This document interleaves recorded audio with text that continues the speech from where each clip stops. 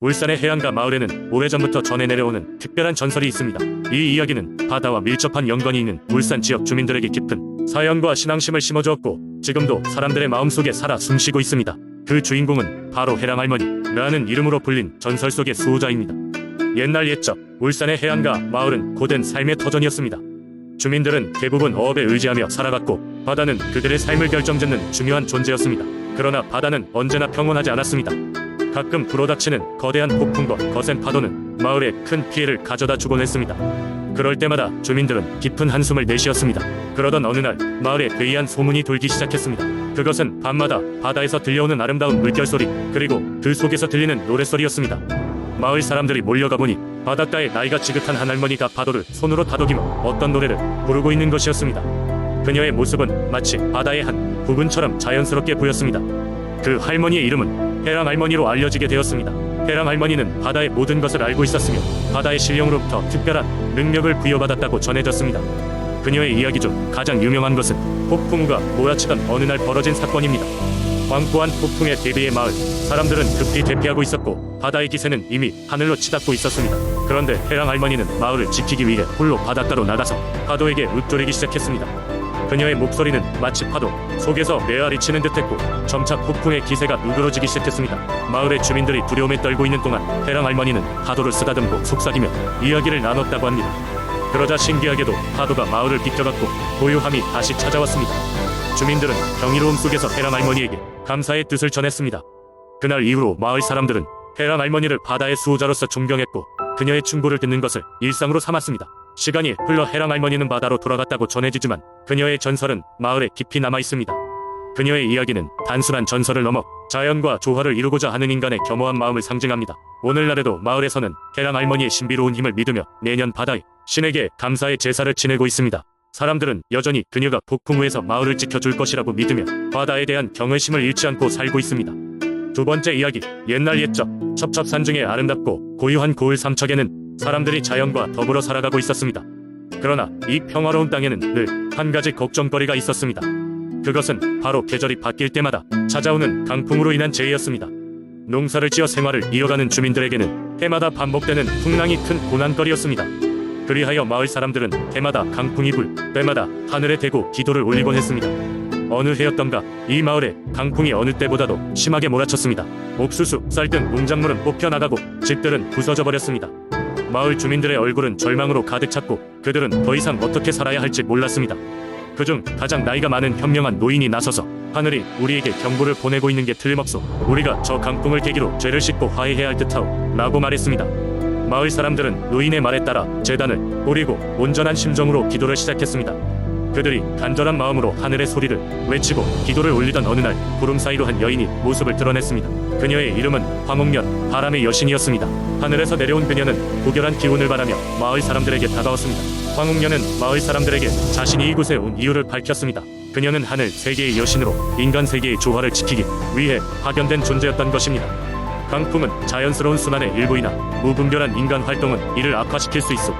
하지만 나는 여러분의 기도에 응답하여 더 이상 이곳에 강풍이 심하지 않도록 약속하겠소. 다만 그 저와 함께 한 가지 약속을 해야 하오. 바로 자연을 존중하고 이를 어기는 일이 없도록 말이오. 마을 사람들은 감사함의 눈물을 흘리며 황옥년의 요청에 응답했습니다. 그 이후로 사람들은 자연에 대한 존중을 새삼스레 느꼈고 자연의 이치를 따르며 생태계를 보존하는 삶을 살게 되었습니다. 황옥년은 끊임없이 마을을 지켜보며 그들의 노력을 관찰했습니다. 시간이 흐른 뒤 삼척은 이전보다 더 예쁘고 평화로운 고을로 거듭났습니다. 사람들은 여전히 황옥년을 마을의 수호신으로 모시며 해마다 그녀에게 감사의 제사를 올렸습니다. 그렇게 황옥년의 전설은 지금까지도 삼척 사람들의 가슴속에 전해 내려오며 자연의 소중함과 조화로운 삶의 중요성을 되새기는 상징적인 이야기로 남아있습니다. 세 번째 이야기, 옛날 옛적 경북 영주에는 신령한 기운이 가득한 산이 있었다. 이 산은 그 모양이 마치 용이 도약할 준비를 하고 있는 것처럼 보여 청룡산이라 불렸다. 현지 사람들은 이 산이 신령들로부터 보호받고 있다고 믿었다. 그 중에서도 가장 센 영역이 깃든 산의 수호자는 바로 청룡이었다. 청룡은 밤이 되면 산 정상에서 은은한 푸른빛을 발하며 사람들에게 존재를 알렸고 그 푸른빛은 이 지역 주민들에게 길조로 여겨졌다. 청룡산 가까이에 있는 작고 평화로운 마을에서는 특별한 명절마다 청룡을 기리기 위한 제사를 드리곤 했다. 마을 주민들은 산에서 나온 맑은 물로 청주를 빚고 청룡의 보살핌에 감사하는 마음을 담아 정성껏 음식을 준비했다. 제사에는 마을의 어른부터 어린아이까지 모두 참여하여 그 전통을 이어갔다. 어느 해 마을에 한 차례 큰 가뭄이 들었다. 비가 오지 않아 쌀과 채소를 재배하던 농부들은 큰 어려움에 처했고 주민들 사이에 걱정과 불안이 가득 차기 시작했다. 이에 마을의 원로들은 긴급히 회의를 열어 청룡에게 비를 내려달라는 기도를 드리기로 결정했다. 그들은 청룡에게 올릴 특별한 제물을 준비하였고 제사를 지내기 전날 밤 마을의 젊은이들은 각자의 가정에서 물을 조금씩 모아 정성을 담아 청정한물 항아리를 준비했다. 제사날 마을 사람들은 모여 준비한 물과 제물을 산 정상으로 가져갔다. 청룡의 전설을 믿는 사람들은 이 제사를 통해 기적을 바랐다. 고요한 산 정상에서 주민들은 마음을 모아 비를 내려달라는 기도를 올렸고 제사를 지낸 후 전설처럼 푸른빛이 산 위에 드리워지기 시작했다. 그리고 놀랍게도 다음날 아침부터 하늘에서는 비가 내리기 시작했다. 마을 사람들은 반가움에 차오른 눈물을 비와 함께 흘렸고 농작물은 다시 생기를 되찾았다. 사람들은 청룡에게 깊은 감사의 마음을 전했다. 이러한 경험은 마을 사람들 사이에서 신령의 존재를 더욱 확고히 믿게 만들었고 청룡산에 대한 경외심을 잊지 않게 했다. 그 이후로도 청룡산은 마을을 지키는 특별한 존재로 남아있었고 세월이 흘러도 청룡에 관한 다양한 설화가 영주 지역 주민들의 입에서 입으로 전해지며 그 신비로움과 신앙은 계속해서 이어지고 있었다. 청룡산의 전설은 마을 사람들의 삶의 깊숙이 뿌리내려 각자의 마음속에서 언제나 푸른 빛을 발하고 있었다. 네 번째 이야기, 옛날 옛적 태안의 작은 어촌 마을에는 용왕님을 모시는 특별한 전통이 있었습니다. 마을 사람들은 바다에서 생업을 이어가는 어부들이 대부분이었기 때문에 그들에게 있어서 바다는 곧 생명과도 같았습니다. 때문에 바다가 노하여 굶주리게 될까 두려워한 마을 사람들은 매년 용왕제를 열어 용왕님을 기쁘게 하고자 했습니다. 전설에 의하면 태안의 바다 깊숙한 곳에는 용들이 살고 있으며 그 수장인 용왕님은 바다를 주관하고 계셨습니다. 어느 해 오랜 가뭄과 폭풍으로 마을이 위기에 처했을 때 용왕님은 자신의 딸인 용녀를 사람들 앞에 보내 그들의 정성을 시험해보고자 했습니다. 용녀는 아름다운 소녀의 모습으로 변해 마을 앞바다에 나타났습니다. 그녀는 눈물을 흘리며 어느 용감한 사내가 그녀를 구해줄 때까지 해변 바위에 묵혀 있는 모습을 하고 있었습니다. 많은 이들이 그녀를 구하려 했지만 하나같이 그녀에게 가까이 가기를 두려워했습니다. 그러던 중 한 가난한 어부의 아들인 영수가 그녀의 존재를 알게 되었습니다. 영수는 늘 어려운 사람을 보면 지나치지 못하는 다정한 마음을 지닌 청년이었습니다. 그는 사람들의 말에 귀를 기울이지 않고 직접 해변으로 가 그녀에게 다가갔습니다. 영수는 용녀를 바위에서 풀어주며 왜 여기서 이렇게 슬퍼하고 있었소? 라고 물었습니다. 용녀는 자신의 정체를 밝히지 않은 채 단지 감사의 마음을 전하며 그에게 작은 바다 조개를 선물로 주었습니다. 조개를 손에 쥔 순간 영수는 왠지 모르게 따뜻함과 평온함을 느꼈습니다. 날이 가면 갈수록 태안 마을의 바다는 다시금 풍요로움을 되찾기 시작했습니다. 고기들이 몰려들고 항해가 순조로우며 마을은 다시 활기를 되찾았습니다. 사람들은 이것이 용왕님의 자비로운 은총이라 믿게 되었고 영수에게도 큰 고마움을 표했습니다. 용왕제를 맞이한 어느 날 밤 영수는 꿈속에서 용녀를 다시 만났습니다.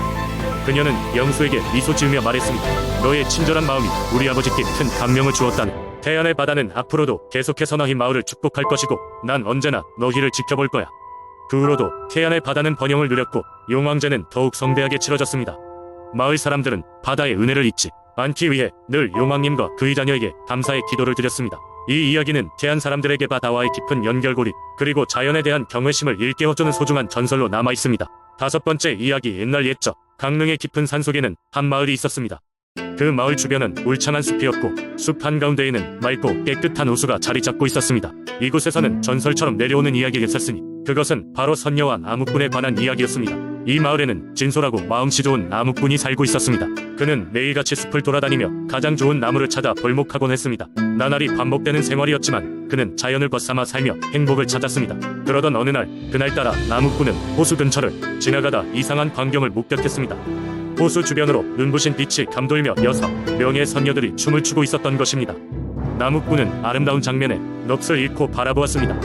선녀들은 하늘에서 내려온 듯 우아한 모습을 하고 있었고 그들의 춤은 마치 한 폭의 그림과도 같았습니다. 그러나 나무꾼은 이윽고 자신이 해야 할 일을 되새기며 이곳을 떠나야만 했습니다. 하지만 마을로 돌아가는 길에도 그의 머릿속에는 선녀들의 모습이 잊히지 않았습니다. 다음날 나무꾼은 그 묘한 끌림에 이끌려 다시 호수로 발길을 돌렸고 이번에도 어김없이 선녀들이 내려와 춤을 추고 있는 것을 보았습니다. 그는 이번에는 용기를 내어 선녀들이 머무는 동안 가까이 다가섰고 그들의 모습을 더 자세히 살필 수 있었습니다.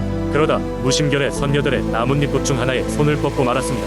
미래를 내다볼 수 있는 능력을 가진 첫째 선녀는 자신들의 비밀을 지켜보고 있는 나무꾼을 눈치챘습니다. 하지만 나무꾼에게서 아기가 없음을 깨달은 그녀는 조용히 그의 눈앞에 나타났습니다. 선녀는 밝게 웃으며 나무꾼에게 다가가 말했습니다. 당신은 우리의 춤을 보고 마음을 다치지 않았으니 좋은 일만 있을 것입니다.